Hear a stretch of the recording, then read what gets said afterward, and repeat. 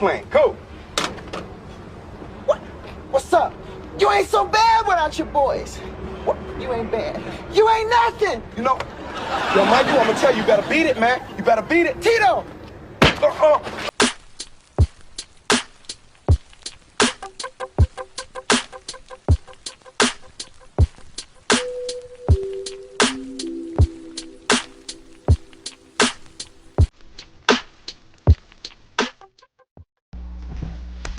Panders to a very specific section of my dad's fandom that still lives in the fantasy, and they're gonna be happy with that. It's Hollywood, so it's fantasy land. It's not real, but it's sold to you as real, and a lot of sugar-coated.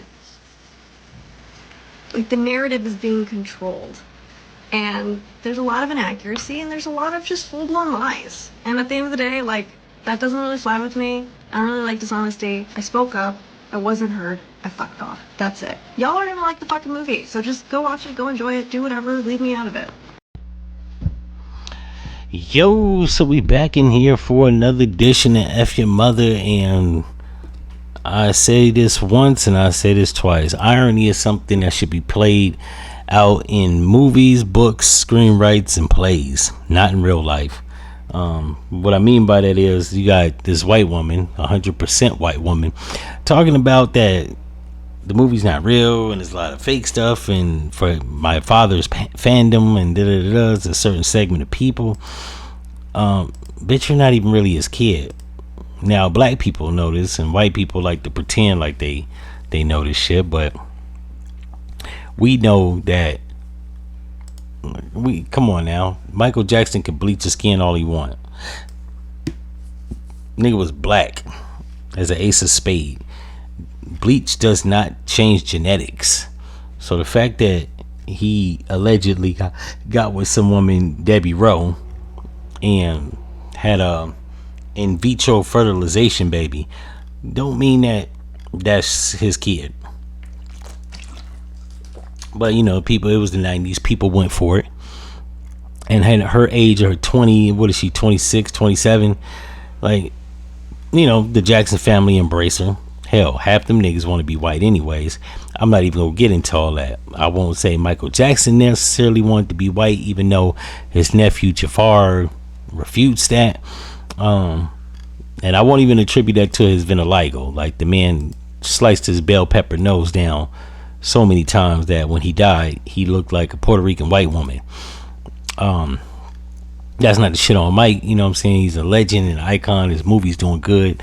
I think opening weekend it made $217 million. So, you know what I'm saying? I salute that. But for this whole white woman to get up on Twitter, on God's Twitter, talking about the movie's not real and there's a lot of imaginary made up stuff. First of all, we knew your father before you knew him. That's the good thing about living so long, is that, yeah, I had a nigga tell me he knew, like, I wasn't really from Atlanta. The nigga was 21. I think at the time I'd been in Atlanta 25 years. I'm like, bro, I was in Atlanta before you was even thought of. It's more my city than it is yours. So, yeah, but, you know, you don't want to, I mean, she's already been accepted by the family. Michael Jackson's dead and they're not doing no post-mortem DNA tests. So then there's that. In any event, if y'all like this episode, I probably won't do too much reviewing of the movie because I haven't seen it, and because Janet Jackson isn't depicted in it and they left out a lot of shit, and Joe Jackson was made the fucking antagonist of the film. Yeah, I ain't fucking with it. Because I don't think he was the bad guy. There could have been many bad guys in Michael Jackson's life throughout his life in the music industry. Tommy Mottola, the music industry as a whole, them money hungry families that allege that he raped their kids. One has to say, why the fuck was the kids not monitored? Then you've had several of the alleged victims later on in life say that shit was made up. They was paid to lie on Mike, and the family wanted the money, and shit's convoluted. But and still, those would have been antagonists that we could have actually enjoyed on screen. Not to mention, like, I think they say they only covered from 1983 to 1991, right before the whole allegations, and like, I don't even think they got into the full 80s. They didn't make it up to Debbie Rowe. They didn't make it up to him, his comeback album with You Rock My World or Butterfly. Like, it was so much shit that they didn't cover. They didn't cover the 2005 court proceedings. So for that reason alone, I'm probably not gonna go see it. Plus, on top of all that, when it comes to movies, biopics, they're not really my favorite. Like, when people come out with them, I seen Blow because a girlfriend of mine wanted to see it, but under normal circumstances, I probably wouldn't have went to the movies to see that.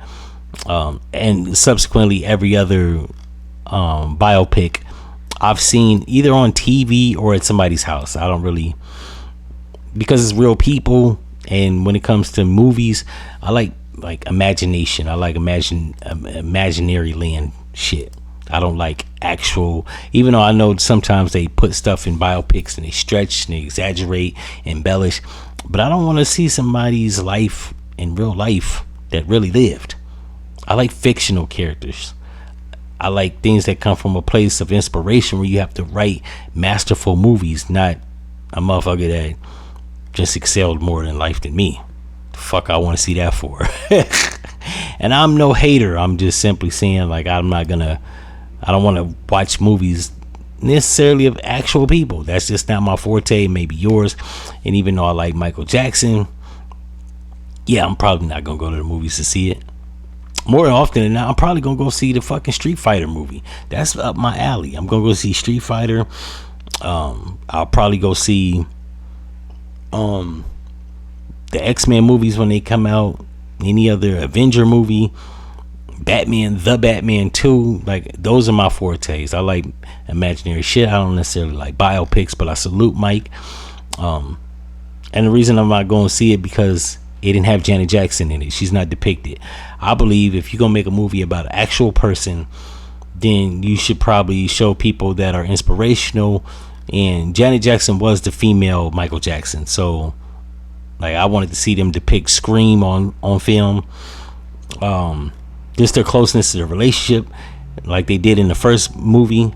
That's another thing. I'm not too hyped to see this because, like, they've already made a Michael Jackson biopic when he was alive. I think it had that nigga Jason Weaver in it. Shit like that, I don't like when they, like, at this point, Hollywood is becoming unoriginal and they're actually making reboots of shit they already did. It's like, make something fucking new. Like, they're so redundant. Yeah, so I'm probably not gonna go see it. In any event, if y'all like this episode, like, comment, and subscribe. You think I badgered his would-be kid? That's alright. Kiss my ass, and I'm out. No.